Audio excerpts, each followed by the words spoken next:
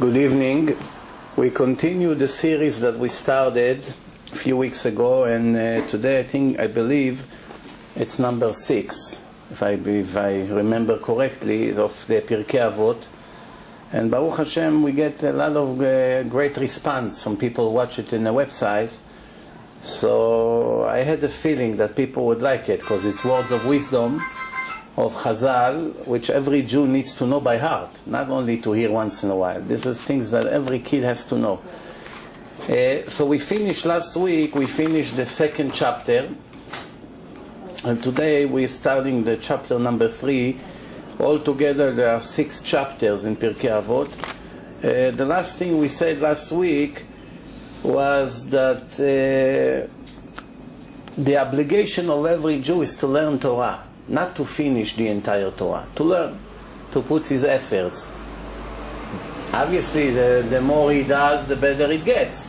But there's no obligation, oh, you did 100 pages and you did 200 pages, so automatically you get double. It doesn't work that way. That's maybe in college. But when the Torah, it's based on the effort. So if a person said 10 hours and his friend said 10 hours to learn, and one did 10 times more than the other, doesn't make a difference. As far as the reward, there's no difference. Yes, he has more knowledge, because he's more talented, maybe he was born with a sharp brain, fine. But the efforts, that's what determines the reward. So this is how it goes. So today, I'm starting the third chapter, and the first Mishnah in the 3rd chapter, it starts like this. Akavia ben Ma'alalel Omer. It's all the names of these Tanaim. Some of these names may sound strange to us, even to the Israelis, because it's very old names, ancient names. Most of these names nobody names anymore. But you should know that every name that is mentioned in a Talmud, that means that this rabbi was in a level that not only that he knows the entire Torah by heart, the Torah, the prophets, the Kabbalah and everything else, they were able to take a dead body and revive the person back to life with their knowledge, to bring back the soul into the body. That's how great they were. If they were not in this level, their name is not mentioned in a Talmud. So every name here, just when you say the name, it's already a mitzvah. For instance, I know some people before they go to sleep, after they say Shema, they say Rabbi Akiva, Rabbi Akiva, Rabbi Akiva, Rabbi Akiva. Just say this name. It's already a holy name. It's already a mitzvah. Just saying a name and falling asleep with words of holiness. Okay, so Akavia ben Ma'alalel say, Istakel b'shlosha dvarim ve'eh ata ba'e ledvar avera. Watch, pay attention to 3 things will prevent you from making any sin. 3 things. What is it? First, you always have to know and remember where you came from. Where a person came from, we'll see in a minute. Where are you heading to in the end? And who are you going to report and to be judged in front of? Where do you come from? One drop of liquid, a person become from a drop. Nobody ever imagined that from a drop, all of a sudden you have a person, he's thinking, he's talking, he's remembering, so many interesting things that he comes from nothing. And then, where are you heading to? Eventually we all will end up in a grave when the worms will eat the body and the snakes and all the other things that inside the ground. They come and they eat everything. They leave nothing. So a person, by remembering, who am I? I'm a Mr. Big Shot. I'm on top of the world. I'm the President of the United States. Whatever I am, in the end I'm really nothing. Because if I was something important, I was something important forever. The fact that I will be ended up as a food for the worms has to remind me never to be proud. And who are we going to be judged in front? In front of the kings of all kings, HaKadosh Baruch Hu. Once a person remembers the 3 things, where I came from, where I will end up in, and who am I going to be judged in front, right away all his ego go down to 0. The problem with the people that they forget that. That's why they get offended. Oh, they didn't give me, they didn't respect me, and I deserve better, and etc., etc. So the 2nd Mishnah, Rabbi Hanina says, always hope and pray for the kingdom of the place where you live. You live in Israel, of course, you pray for the Chachamim. They are in charge. This is the kingdom. But what happens if you live in Russia or in United States or in England, anywhere a person lives, a Jew? Always hope that the kingdom will be strong. Why? Who cares about the kingdom? I care about the government of the United States. Sure, I should care. Why I should care? Because if they will collapse, people will eat one another alive.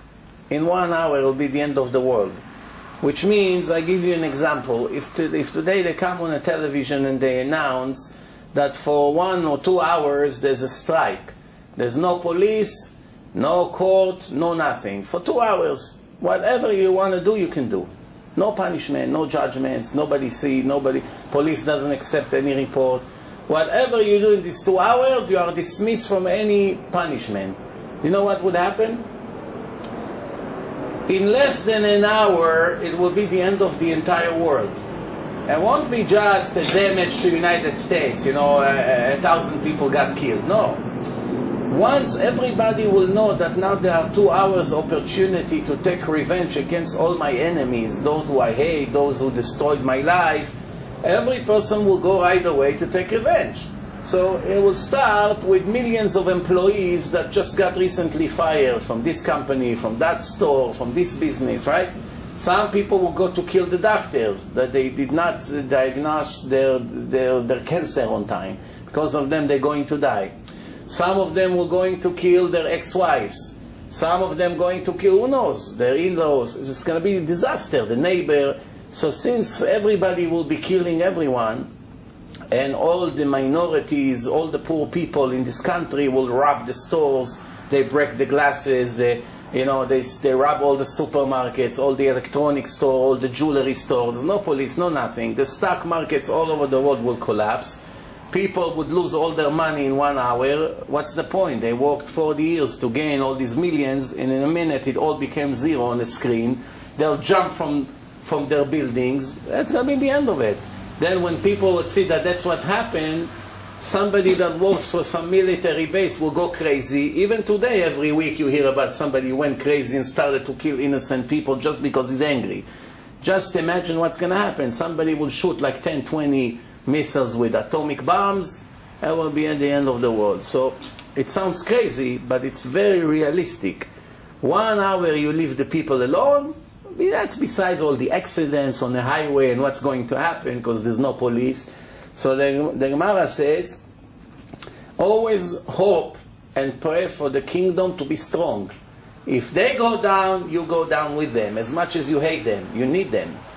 They are making orders in the streets. I heard in Chicago that the 2 Congress people made a vote that you must send troops to Chicago. Soldiers. Why? The police cannot handle the crime there. The economy is bad. When the economy is bad, many people begin to steal because they don't have enough money to bring to their kids. And they begin to rob and steal, and there's a lot of crime. The jails are packed. The court has no time to take care of it. The only way to do it is to put thousands of soldiers. That they see military troops all over the city, they think twice. Other than that, they lose control. So that's what the Gemara says. Ish et re'eu chaim blau. They will swallow one another alive. It's an expression. There won't be even time to kill one another, like you swallow your enemy in a minute. Rabbi Hanina ben Tardion says, 2 Jews who sit together, they eat together, they sit at a table together, and they do not discuss words of Torah. It's like a combination of bunch of clowns. It's like clowns getting together and speak about jokes and nonsense, even if they did not say one joke. Not necessarily they have to make fun at people and say some jokes to laugh and to drink some beer. No, this is needless to say. They just spoke about business, they spoke about whatever they want. The fact that they gathered together and they didn't think it's important enough to say a few words of Torah in a table, like we always try to do today, that shows that these people are more to the clown side than to the holy side. Then, 2 who sit and they have words of Torah between them, they do have. Then once they speak divrei Torah, the spirit of HaKadosh Baruch Hu come to listen, and Hashem writes every word of Torah that goes in between them as a memory in his special book. ייכתב בספר הזיכרון, in a book of memory of Hashem. How do we know that even one person who sits and learns Torah has nobody to talk to? He's alone, sitting at home and learning, or in a shul alone. Because the Torah, the prophet says, Yeshev badad ve'idom ki natal alav. Even sit alone and learning, even quietly, he's just reading to himself, he's still going to receive his reward. Why? Because every activity of Torah right away makes the place holier. Rabbi Shimon says, 3 that eats in one table and did not say words of Torah, it's like eating dead bodies, God forbid, like dead animals, nevelot. Why? Because the goal is always spirituality, not just eating. That's the idea. And 3 that sits in a table and say words of Torah, it's like eating from the table of Hashem. It's like being a guest of Hashem in his own house. Just because they mention the name of Hashem, the spirits of Hashem come down on the table. Rabbi Hanina ben Chachinai says, someone that is up in the middle of the night and walk in the streets. Now you have to remember, the streets 2,000 years ago wasn't like today. You have beautiful sidewalks and neon lights and and activity and cars, and it's a different world. In the old days, if a person would, once it's become dark, if a person would walk in the middle of the night, it's mamash a life risk. If you go to certain places, it's like forests, some trees, that bad animals, snakes, scorpions, robbers, all kinds of things. So walking alone in the street after it became dark, it's a life risk. So the Mishnah warns, someone who walks alone, and also someone who makes his heart empty from holiness, only nonsense goes inside, הרי זה מתחייב בנפשו, is risking his life. So they actually comparing a person who walks in a forest in the middle of the night, that there could be robbers over there or bad animals, to somebody who sits and learns nothing.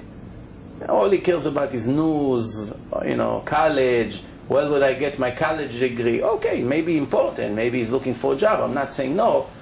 But the most important thing that a person has to remember, that the purpose that Hashem put him here is to know as much as Torah as possible.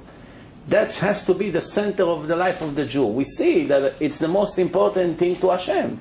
The creator of the world is very proud of us, his children, that we are busy with his Torah. Otherwise, what's the point? He did not bring us just to eat and sleep like the monkeys. And even the Goy, it's interesting, a Goy is not obligated to learn Torah. But the Gemara says that a Goy who sits and learns Torah is like a Kohen Gadol in Bet HaMikdash. A Goy, imagine some Russian guy in Russia, or some German in Germany, or Chinese in China, sits and learns Torah. I once read an article about one Goy in Austria. One Goy in Austria. And that Goy in Austria, all he does, he makes wine, that's his job, he sells wines. And besides the vineyards that he has, all he does is sitting and learning Gemara. Goy in Austria sits and learns Gemara. He knows the Gemara, he knows the names of all the rabbis, he enjoys to learn Gemara. That's his thing, this Goy. You understand? So somebody like this, the Gemara says, if he sits and learns Torah, it's like a Kohen Gadol. Then we continue. It says like this. Rabbi Nechunya ben Akana says, Kol המקבל עליו all Torah, someone who devotes all his efforts to learn Torah, all the other errands and problems that ordinary people have pass away from him. Which means every one of us have to go sometimes to the doctor, to the motor vehicle, traffic, doctor's appointment, children, psychologists, this, that, all these things. Every person has a lot of waste of time, right? Has to go here, has to go there, he has a meeting there. Someone who decides that from now on, I don't care about anything in my life besides to devote all my time, and the center of my life is the Torah. I don't care about cars, I don't care about clothing, I don't want to waste time, I don't care about cooking food, it's cold, it's hot, all these things I don't care about. Really, I want to be a real great servant of Hashem.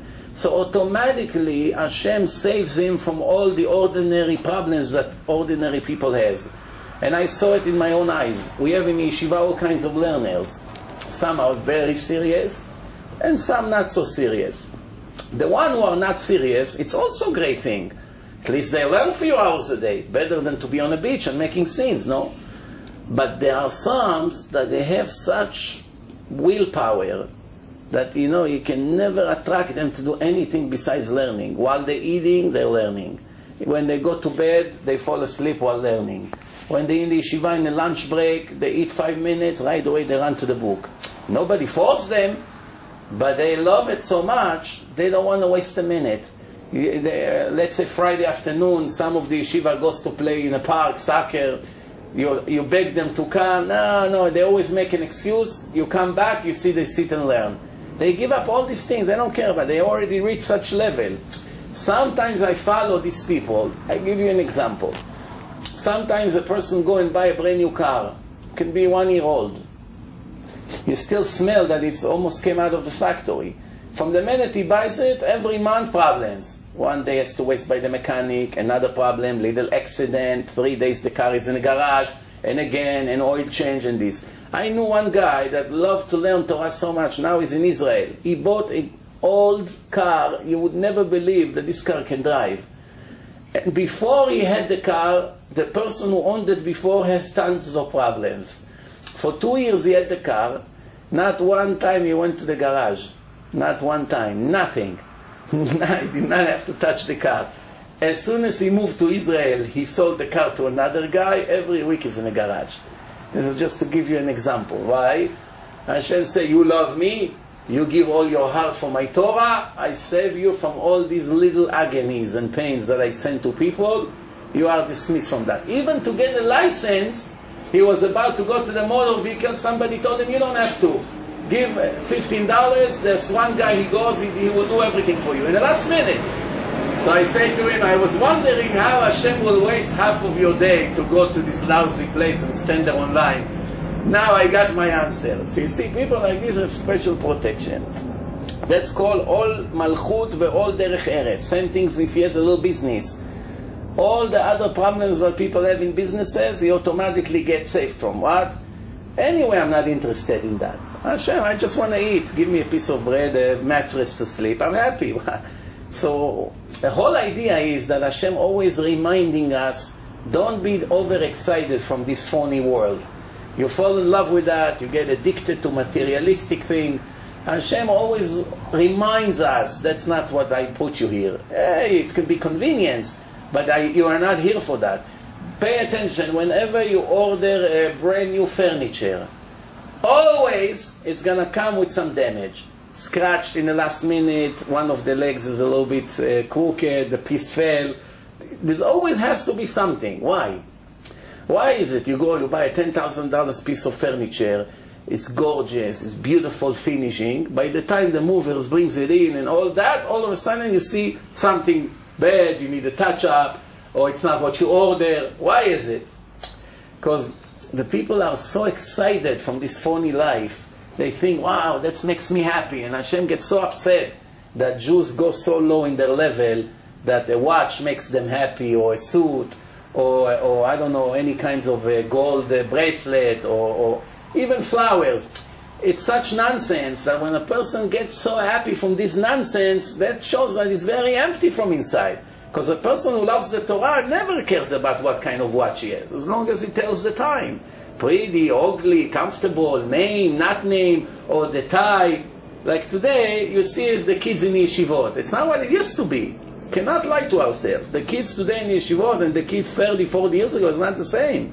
How do you know? When kids meet each other, the first thing they do, they check. Well, I have a better one. Let's already show you that this kid has no future. Why? Kids in the old generation, they could wear the same suit for all year. It will never bother them. In the Torah, by the way, one of the things that Hashem impressed the nation of Israel with is that they did not have to change their outfit for 40 years. That's praising them. It's not a derogatory thing. If you tell a person, for 40 years I'm wearing the same suit, Rabbi. 40 years, every day the same suit. I said, this guy's crazy. This is not normal. He's antique. Don't marry him. He's not. But in the time of the Torah, when Hashem could give them anything he wants, bread is falling from heaven, everything. What did he say? Simlatcha lo balta. Your clothes never wear off. You know, it was always still complete. So there was no reason for you to change it. So we see when a person has to change his clothes, when it's not useful anymore. It's full of holes, it got ripped, or he grew up, it's not his size anymore. Okay, now I have to buy a new outfit. But before that, what for? Just because I'm bored from that color?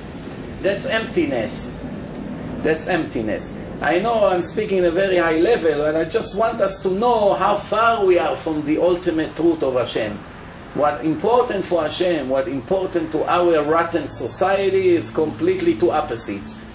But the idea is, how long we're going to stay losers? That's the question. Do we want to do something about it, or we want to let our life pass 70 years pretending that we're religious, and in the end, we are not even in the first level? So, someone who devote all his time for Torah, Hashem release him from all the other obligations in life. But someone who try to get rid of the difficulty of learning Torah as much as he can, for instance, they offer in a yeshiva, we need a volunteer to go bring the food every afternoon. There's always going to be a foolish guy who jump. Okay, I'll go. Why? It's 20 minutes break from learning. To learn is difficult. Oh, I have an extra 20-minute break. I drive the car, I go around, I see some people on the street. I always told my student, why are you the one who brings the food? He said, mitzvah, no? I help everybody. I say, no. Tell me the truth. Did you really volunteer because you care about what the guys here will eat? Or you only do it because it's another 20 minutes to rest?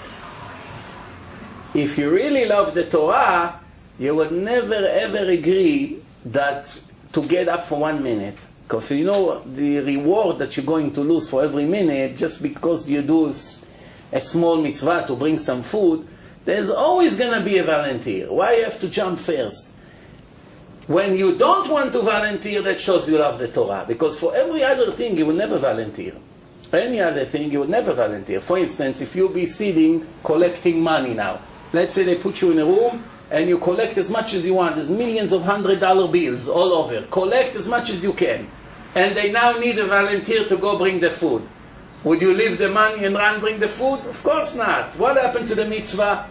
What do they eat, the guys? You don't care about the guys right now. You're collecting $100 bills. Learning Torah is much more than collecting $100 bills. Then, Rabbi Chalafta Ish Kfar Hanania says, 10 who sits and learn Torah together, Shechina Metzuya Benehem. The Spirit of Hashem is among them. Sheneemar, Elokim Nitzav Be'adat El. Hashem is Adat El. How did they learn that the word Ada is 10? From the Meraglim. Ada means a group of Jews. What happened if it's 5? What happened if it's 3? Even 2? And as we said, even 1? Each one who learns, there is an X amount of Spirit of Hashem, Shechina comes to that place. Rabbi Elazar ben Ish Bartuta says, Ten lo mishelo, give him from his, She'ata v'shelcha shelo, that yours, right, and everything that you have, it's his anyway. Which means Hashem gives each one of us parnasa. We make a living. Each one makes an X amount of money a month. We have an obligation to give minimum 10% from the net, even 20%, depending how strong you are in faith.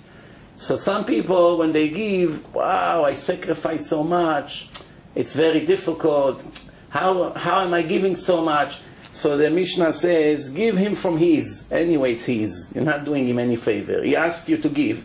So give him from his, because you and everything that you own, it's actually his. Right? And it says with David HaMelech, Ki mimcha kol umiyadcha natanu lach. Everything is from you, and whatever we give you came from you anyway. Right? Never to forget that. Somebody walks in the street and learning Torah while he's walking in the street, and he stops because he saw a beautiful tree, and he say, what a beautiful tree Hashem made. Somebody like this deserve a reward or a punishment? What do you think?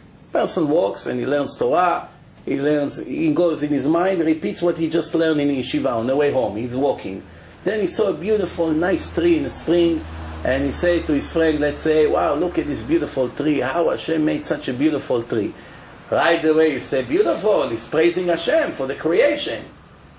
That's for somebody who does nothing, it's a mitzvah. But for somebody who learns Torah, to stop a minute from learning, even for that, it's a loss, not a gain. So somebody like this is mamash risking his life. Of course, we exaggerate a little bit. It's like an analogy. Stopping learning Torah for anything in the world, even to such a thing, needless to say, for stupid things. How much was the game? Who won in the middle of the Torah? Who got elected to be the new prime minister? You know, that's already obviously. So they give you an extreme example that even to stop and praise Hashem and be impressed from His creation, you're not allowed. Everything else is needless to say. Rabbi Dostai, the Rabbi Anai, it says in the name of Rabbi Meir, someone who forgets his Mishnayot. He learns all the Mishnayot and then he forgets a Mishnah. Also is risking his life. What's the connection? Because the Torah say, be very careful and watch your soul very carefully, that you will never forget the things that your eye saws. Which means, sometimes people learn and then they neglect what they learn. They don't repeat. And then after a year you don't remember anything. You're learning. Somebody comes to a year later, what's the story? I don't remember. What do you mean? You're 20 years in yeshiva, I don't remember anything you learned? So the minimum is to repeat everything we learn at least 4 times. 4 times. If you don't learn 4 times every page, you will not remember. But if you want to remember it for the rest of your life, even 8 years later, to know everything by heart, you have to learn 101 times. It's a secret in this number. That's King Solomon told us the secret. You want to learn and never forget. 20, 40, 50 years later, somebody wake you up at 3 o'clock at night. What is the Mishnah in Brachot, chapter 2, the second Mishnah? Right away you tell him by heart. 8 years later. Why? You learn it 101 times, you will never ever forget it again. Since obviously we're not in a level to learn everything 101 times, even though there are some people who does it, but ordinary people do not do it, so at least 4 times minimum to have good understanding and memory about it. Then Rabbi Hanina ben Dosa says, כל שירת חטאו קודמת לחוכמתו, חוכמתו מתקיימת. וכל שחוכמתו קודמת ליראת חטאו, אין חוכמתו מתקיימת. Translation, there are 2 things about the person. One is his wisdom, and one his irat shamayim, his fear from Hashem, which means how he keeps the mitzvot. When you see a person that knows a lot of Torah, but is not so careful keeping the mitzvot, all the Torah that he knows, for sure one day will drip and will be lost. If a person doesn't know that much, but everything he knows he keeps very strictly, even everything he's going to learn will be kept by him. Why? What comes first? What's more important? Knowledge? Or to translate the knowledge to actions? If a person knows so much Torah and in the end he speaks all day Lashon Hara, he eats not so strictly kosher, he does all kinds of bad things, where exactly this Torah is bringing him? The idea is that how do you know if a person will have blessing in the Torah that he learned when you see how he behaves? Shulchan Aruch says that if the teacher that teach you Torah it's not a decent person, you're not allowed to learn Torah from him. So if you know about one person who gives a shiur that is messing around with ladies, or is crooks with money, he cheat people in business, let's say he also works and he has a business and he's not an honest person. he cheats his customer, he gives them warranty and doesn't respect his word, he tells them it's brand new and he sells something that's not so new, he's shaming the Jewish religion. When a goy comes, he makes chilul Hashem, and then in the morning, after the prayer, he gives a shiur in a shul. No, don't learn from him. There's no blessing in such Torah. Why? Because Hashem says in the Torah, "Ve'larasha amar Hashem ma lecha lesaper chukai." Hashem said to the wicked person, who put you here to teach my laws? I'm not interested in you. Since Hashem is upset from him, even the Torah he teaches no blessings. So we got to be very careful who we're learning Torah from. Because believe me, there's a lot of fakers out there. That's why we look the way we look.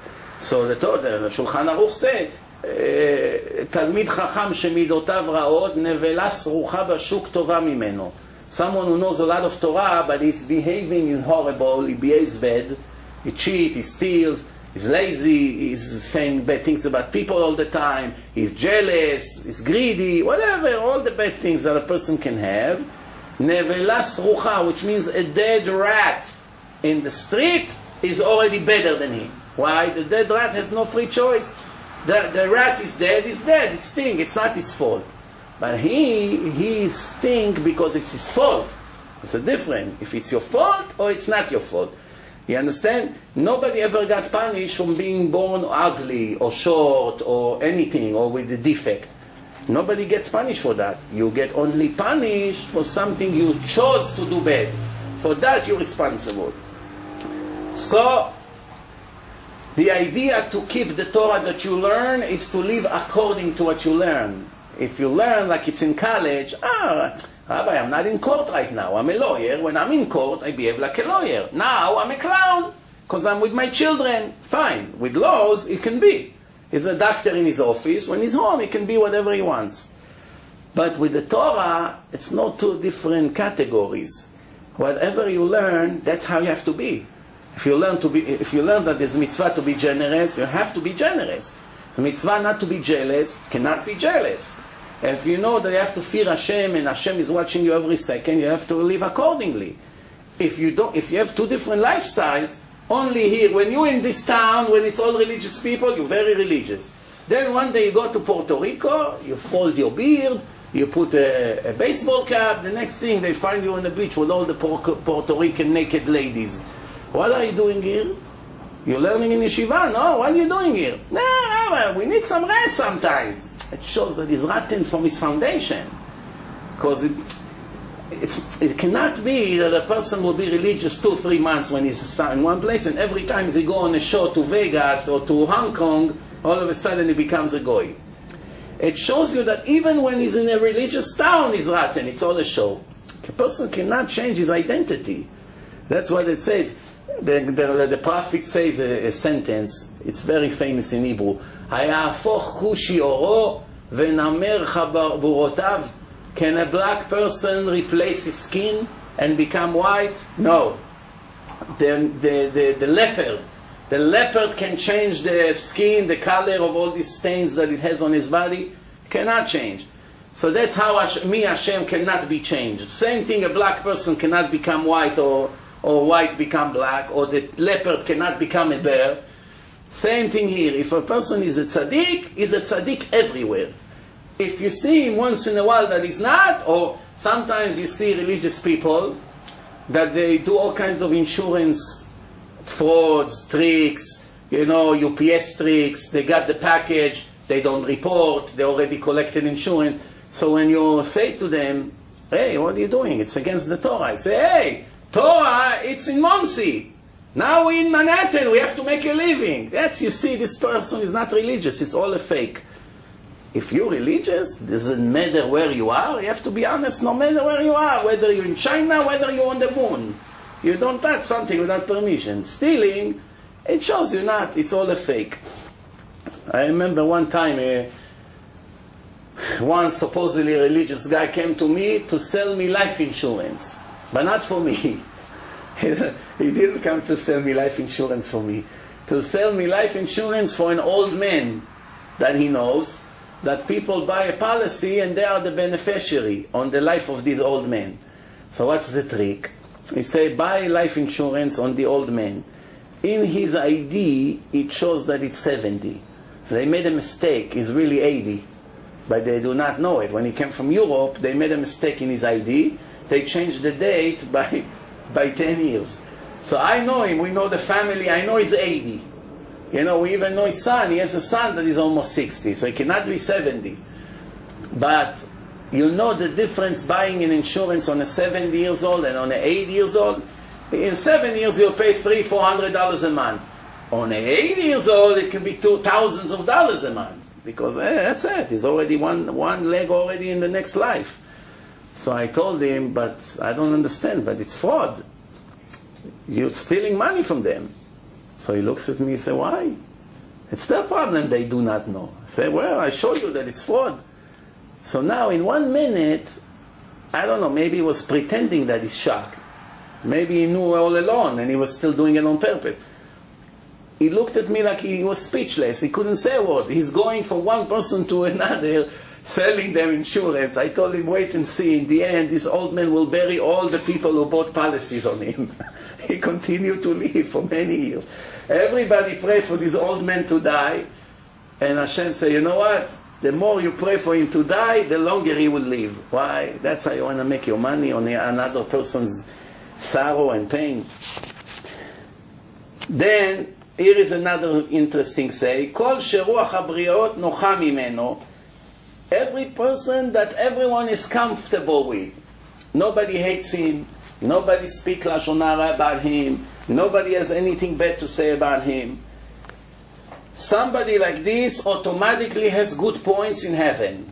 Even if he's not the most righteous person, just the fact that you can never find one person on earth that has something bad to say about him, it helps him a lot.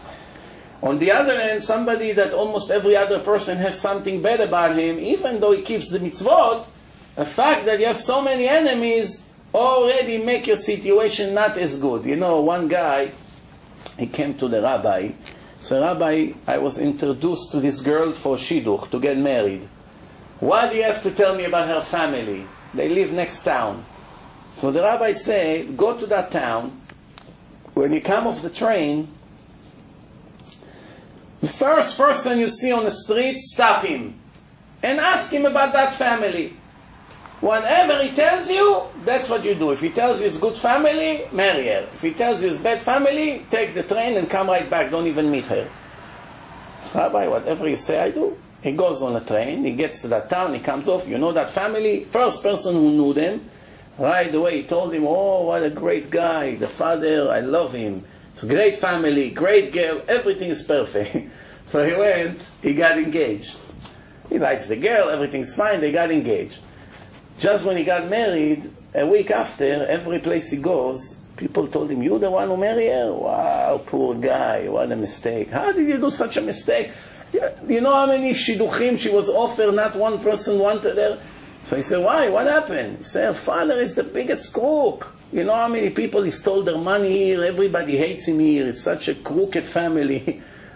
So he went crazy. Wow, look at me everywhere I go. So he ran quickly to the rabbi. So, Rabbi, everyone in town knows that they're bad.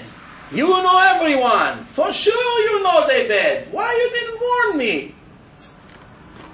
So the rabbi told him, I know that this town have thousands of people.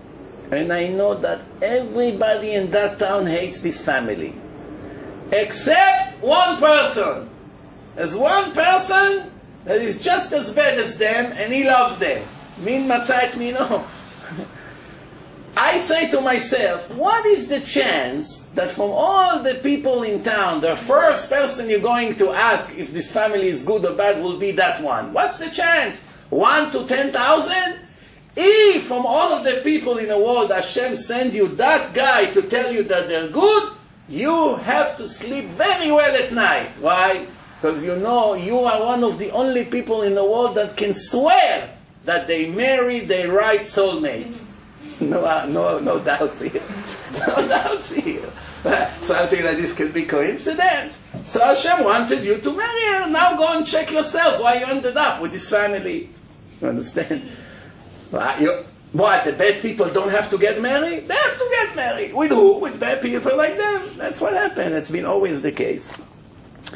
So, So he continues and says like this. Rabbi Dosa ben Harkina says, Shena shel shacharit, oversleeping in the morning, waking up very late, drinking alcohol, wine, heavy wine in the middle of the day, and sitting and playing with the kids, wasting your day, and sitting together with all the ignorance in a shul. They don't come to shul to pray. They come to talk about ha and da. The vacation, the business, what store you open, what store, what stock to buy. You know these old people that say they don't know 2 words in Torah, but every day they come to shul. They look like such tzaddikim, but the only reason they come, it's like an old age club for them. They come, they bring newspaper. Good thing they don't bring cards to play inside. You know, if the rabbi wouldn't be there, they probably would do the same.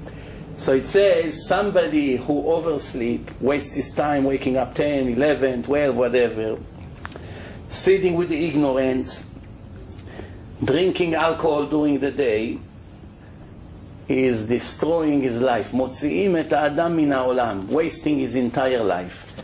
You know, I knew a guy that wasn't religious, but he was very, very successful in everything he touched, even though he was a crook, was a liar, he was deceiving people, he was a pretender, everything. He was a con artist.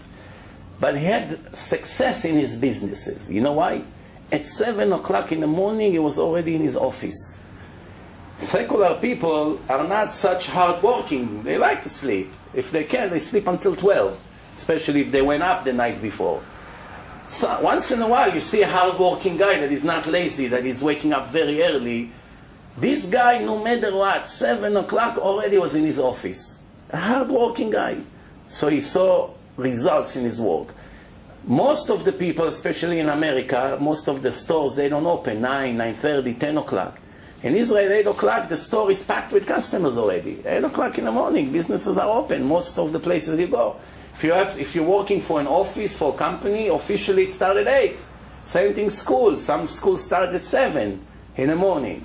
You know, in order for you to have blessing in your efforts in life, I'm not talking Torah and mitzvot now, talking ordinary business, it's very important to start the day early. You start the day early, your day will be blessed. You start it very late, you see that you would not be successful in anything you do. Then,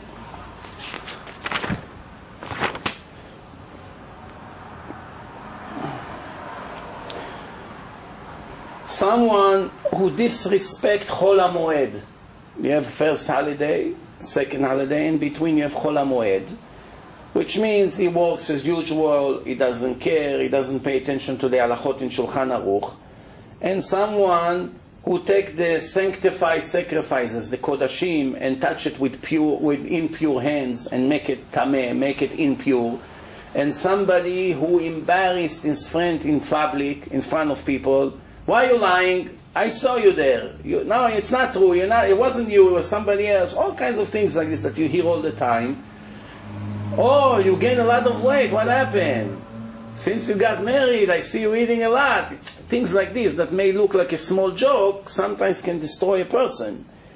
Or someone who making sex crimes with the ladies and doesn't watch his covenant with Hashem, Brit Milah.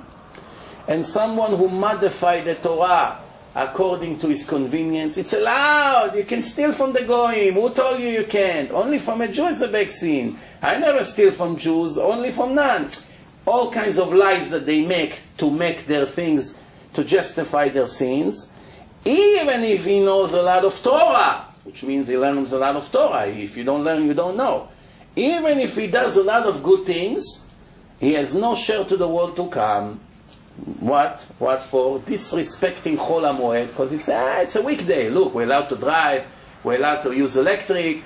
So what's the big deal if I go to the business as usual? What's the big deal? Right?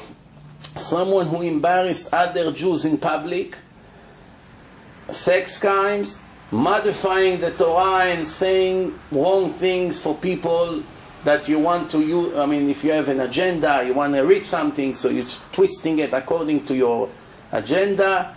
Even if he knows a lot of Torah and he does a lot of positive things, it would still take away his world to come. It's a big risk. Especially a malbim pnei chavero barabim, someone who embarrasses friends in public. He has no share to the world to come. כאילו שופך דמים. It's like spilling his blood. If you embarrass the person, what happened to him? He becomes very red. What's the connection of being embarrassed in your heart to become red? In your face. You don't become red in your legs. You don't become red in your hands. You become red in your face. Why? Because the blood cells, the red blood cells in the skin, under the skin, they all explode. And what you see, the redness is really blood. If you didn't have skin, it was all blood coming out from the organs, from the system. Just the fact that you embarrass a person can cause the blood to go into the face and explode. That's how bad it is. So that's why they say it's like spilling his blood.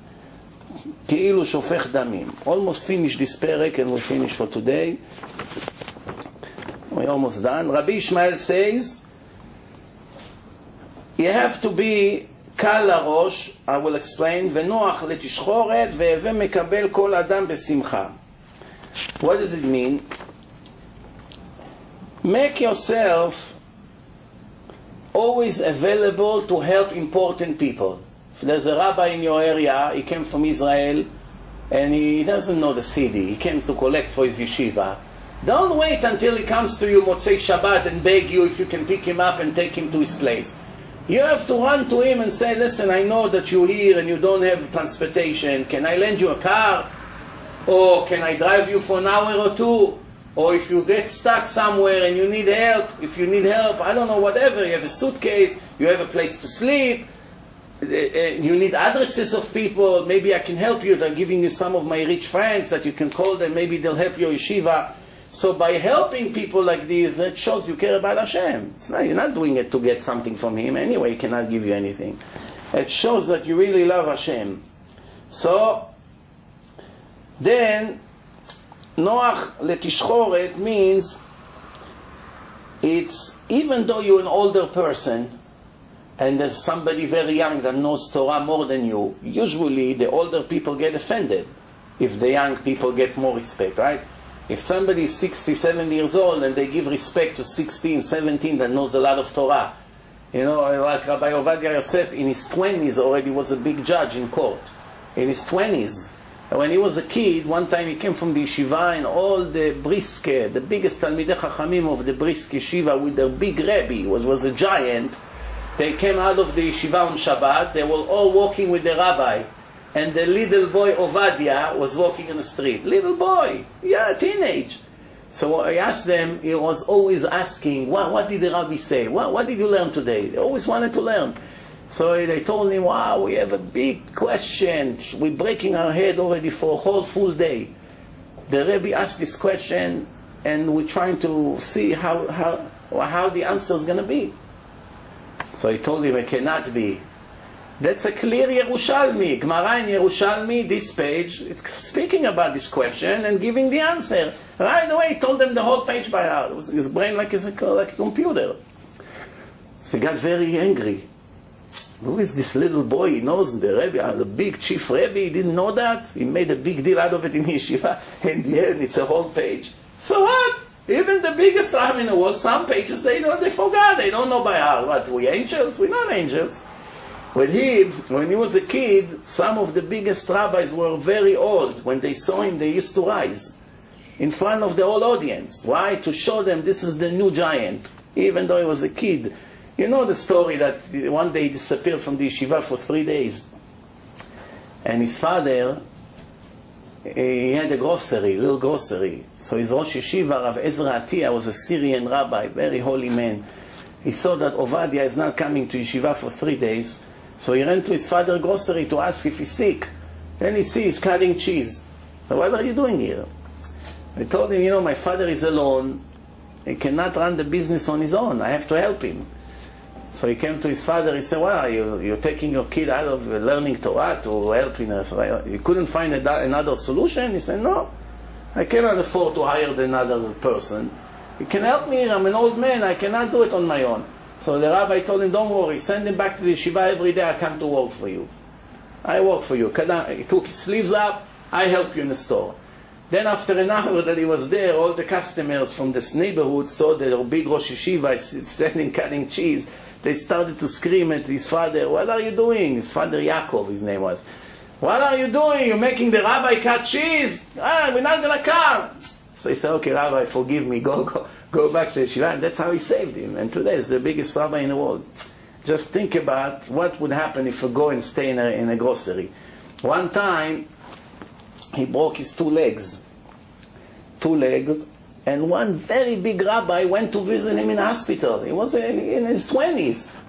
So they told the Rabbi, we know to go and visit the patients in a hospital is a very big mitzvah, but compared to learning Torah, there's nothing to compare. You go to make one mitzvah and you lose 1 million. The time that you're going to go and travel there and this and that, you lose 1 million mitzvot to make one. That doesn't make sense.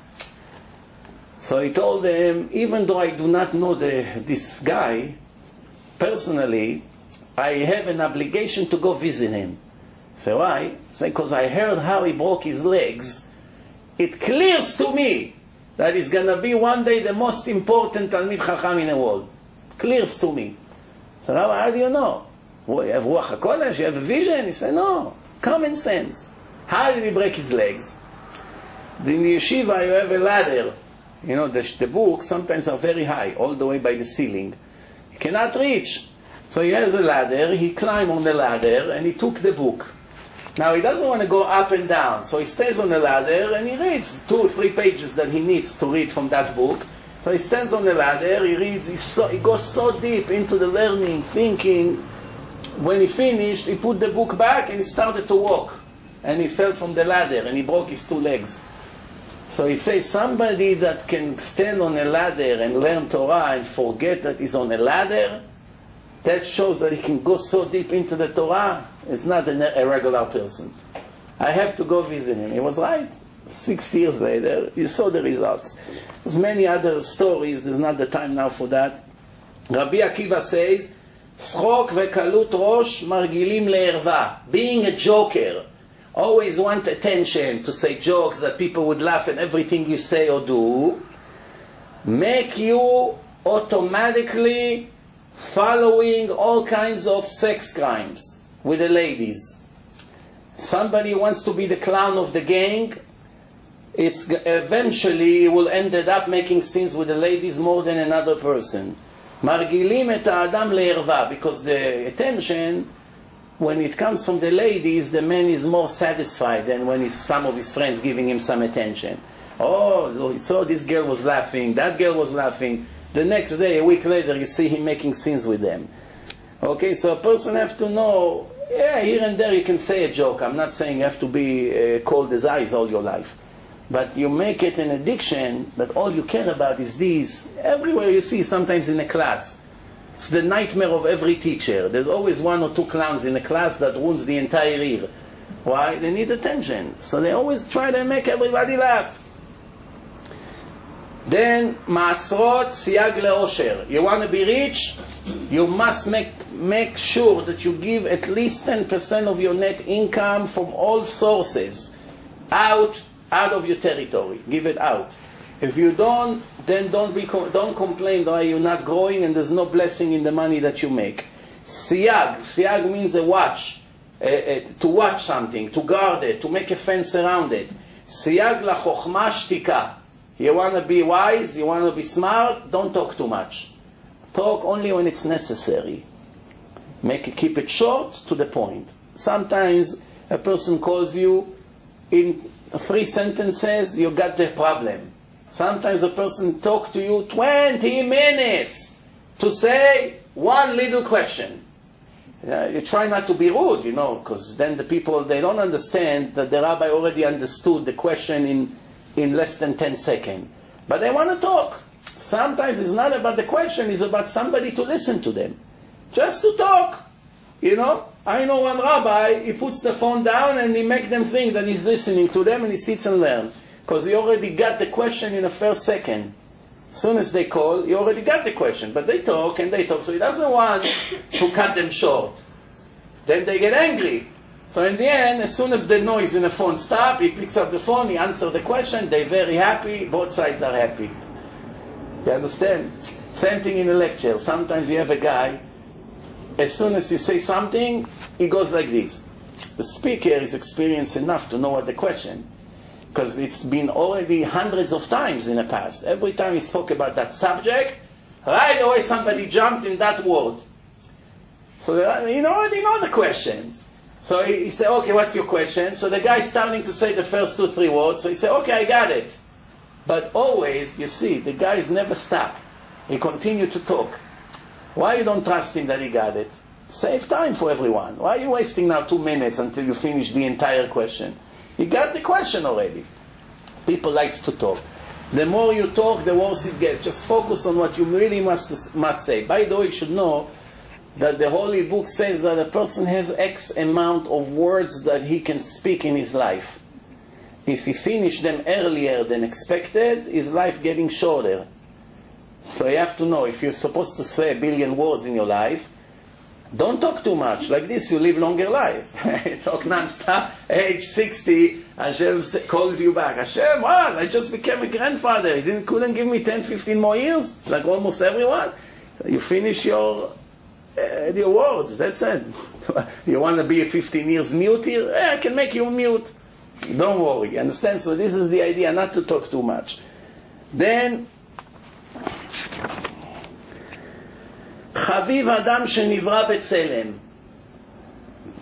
Every human being is likable, Hashem likes him just because he was created in Hashem's spiritual image, not physical image, spiritual image. That means every person in the world that was created have something spiritual in him, even the Goyim. B'tzelem Elokim asa et Adam, as the Genesis right in the beginning, that's what it says. Chavivim Israel, but the nation of Israel have extra specialty. They are even more liked by Hashem. Shenikre'u banim lamakom, because the Torah said that Hashem told the nation of Israel, you are my children, and he never said to any other nation in history.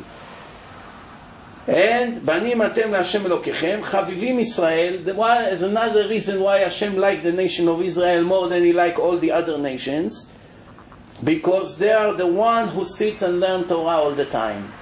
So automatically, by sitting and learning Torah, automatically Hashem has special desire for you, that he likes you more than somebody who doesn't.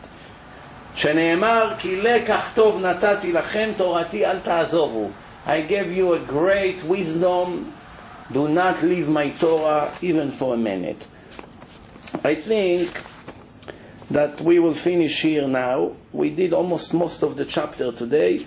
The next week we will start Bezrat Hashem about the free choice. It starts here, this Mishnah.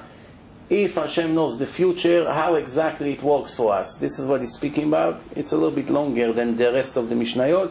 We'll keep it for next week. Bezrat Hashem, Baruch Adonai Le'olam, Amen ve'Amen.